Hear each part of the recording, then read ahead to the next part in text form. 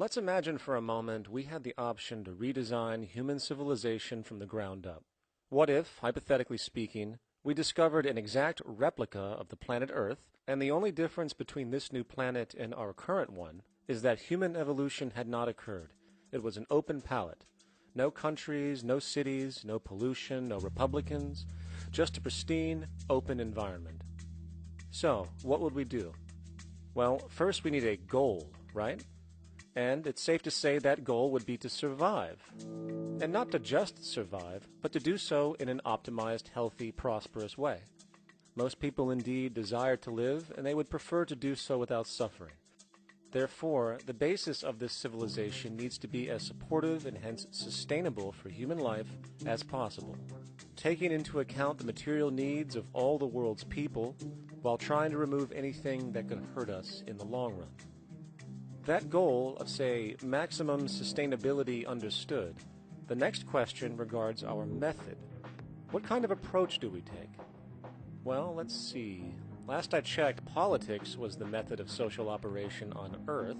So what do the doctrines of the Republicans, liberals, conservatives, or socialists have to say about societal design? Not a damn thing. Okay, then what about religion?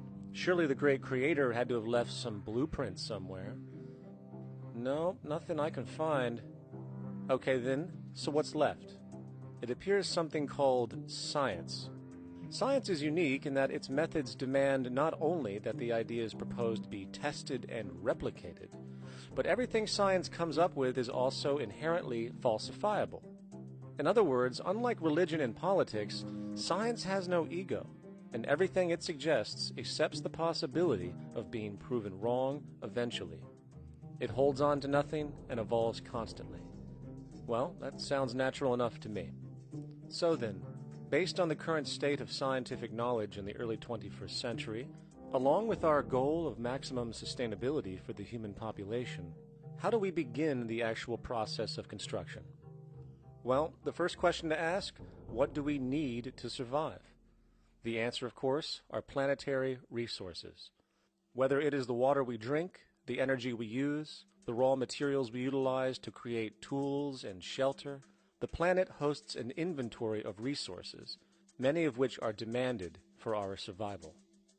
So, given that reality, it then becomes critical to figure out what we have and where it is. This means we need to conduct a survey.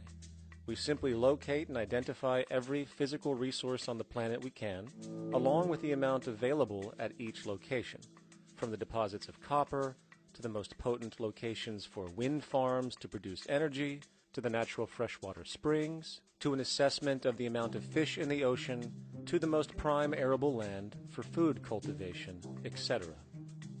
But since we humans are going to be consuming these resources over time, we then realize that not only do we need to locate and identify, we also need to track. We need to make sure we don't run out of any of this stuff. That would be bad. And this means not only tracking our rates of use, but the rates of earthly regeneration as well, such as how long it takes for, say, a tree to grow or a spring to replenish. This is called dynamic equilibrium. In other words, if we use up trees faster than they can be grown back, we have a serious problem, for it is unsustainable. So then, how do we track this inventory, especially when we recognize that all of this stuff is scattered everywhere?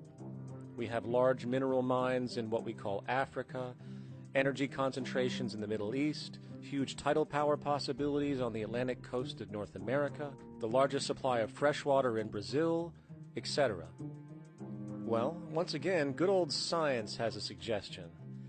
It's called systems theory. Systems theory recognizes that the fabric of the natural world, from human biology to the earthly biosphere to the gravitational pull of the solar system itself, is one huge synergistically connected system, fully interlinked. Just as human cells connect to form our organs, and the organs connect to form our bodies, and since our bodies cannot live without the earthly resources of food, air, and water, we are intrinsically connected to the earth, and so on. So, as nature suggests, we take all of this inventory and tracking data and create a system to manage it. a global resource management system, in fact, to account for every relevant resource on the planet. There is simply no logical alternative if our goal as a species is survival in the long run. We have to keep track as a whole. That understood, we can now consider production. How do we use all this stuff? What will our process of production be, and what do we need to consider to make sure it is as optimized as possible to maximize our sustainability? Well, the first thing that jumps right out at us is the fact that we need to constantly try and preserve. The planet's resources are essentially finite, so it is important that we be strategic. Strategic preservation is key. The second thing we recognize is that some resources are really not as good as others in their performance. In fact, some of this stuff, when put into use, has a terrible effect on the environment, which invariably hinders our own health. For example, oil and fossil fuels, no matter how you cut it, release some pretty destructive agents into the environment. Therefore, it is critical we do our best to use such things only when we really have to, if at all. Fortunately for us, we see a ton of solar, wind, tidal, wave, heat differential, and geothermal possibilities for energy production, so we can strategize objectively about what we use and where to avoid what could be called negative retroactions, or anything that results from production or use that damages the environment and hence ourselves. We will call this strategic safety to couple in with our strategic preservation. But production strategies do not stop there. We are going to need an efficiency strategy for the actual mechanics of production itself. And what we find is that there are roughly 3 specific protocols we must adhere to. 1. Every good we produce must be designed to last as long as possible. Naturally, the more things break down, the more resources we are going to need to replace them, and the more waste produced.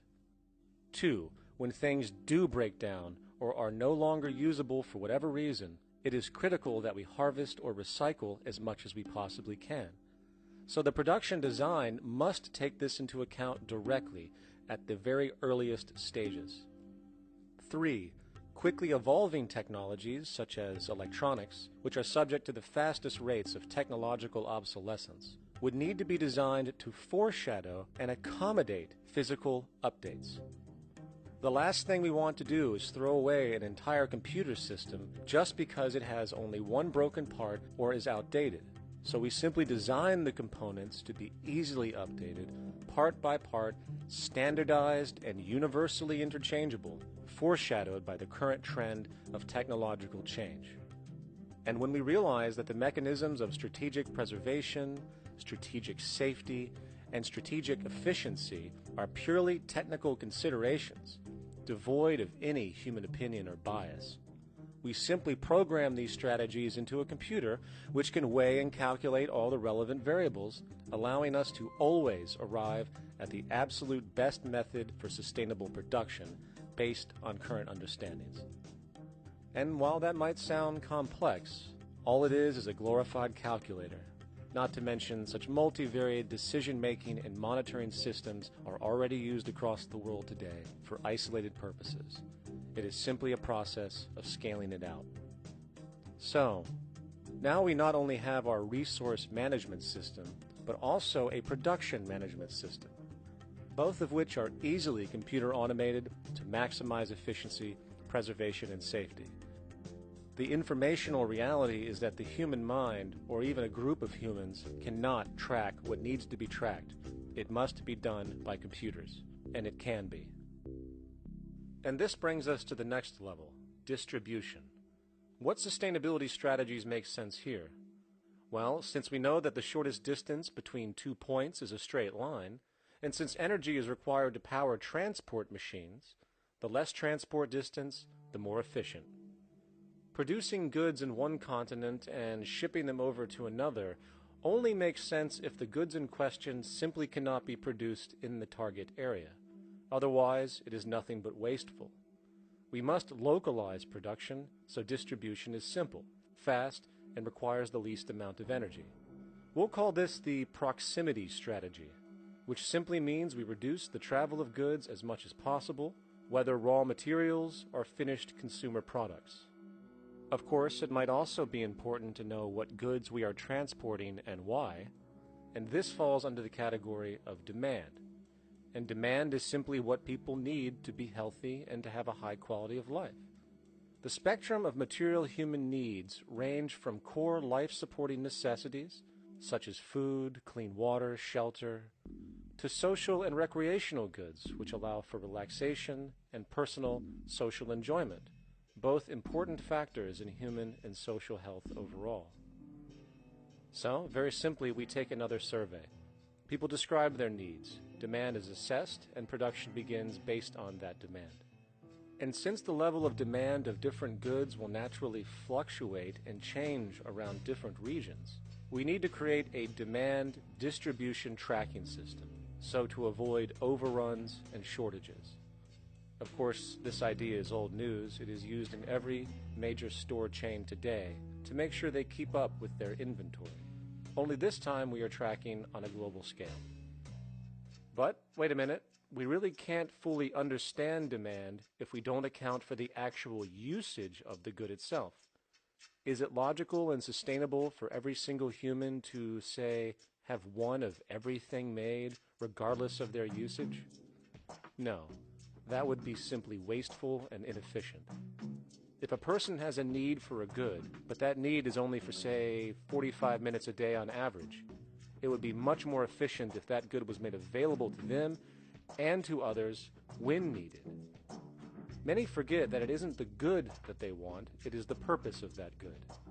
When we realize that the good itself is only as important as its utility, we see that external restriction, or what we might call today ownership, is extremely wasteful and environmentally illogical in a fundamental economic sense.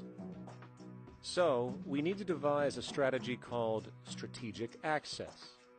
This will be the foundation of our demand distribution tracking system, which makes sure we can meet the demand of the population's needs for access of whatever they need when they need it.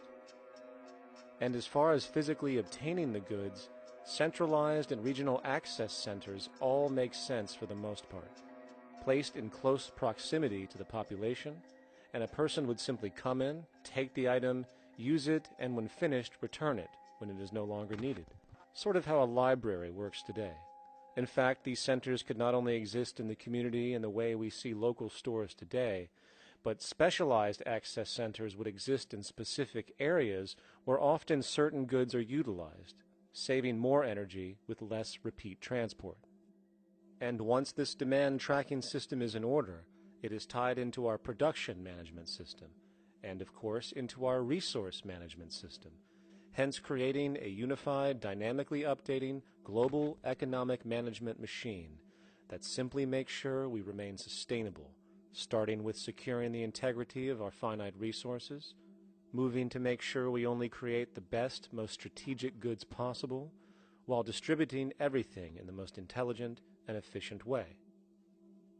And the unique result of this preservation-based approach, which is intuitively counter to many, is that this logical, ground-up, empirical process of preservation and efficiency, which can only define true human sustainability on this planet, would likely enable something never before seen in human history. Access abundance, not just for a percentage of the global population, but the entire civilization. This economic model, as was just generalized, this responsible systems approach to total Earth resource management and processes, designed again to do nothing less than take care of humanity as a whole in the most efficient and sustainable way, could be termed a resource-based economy.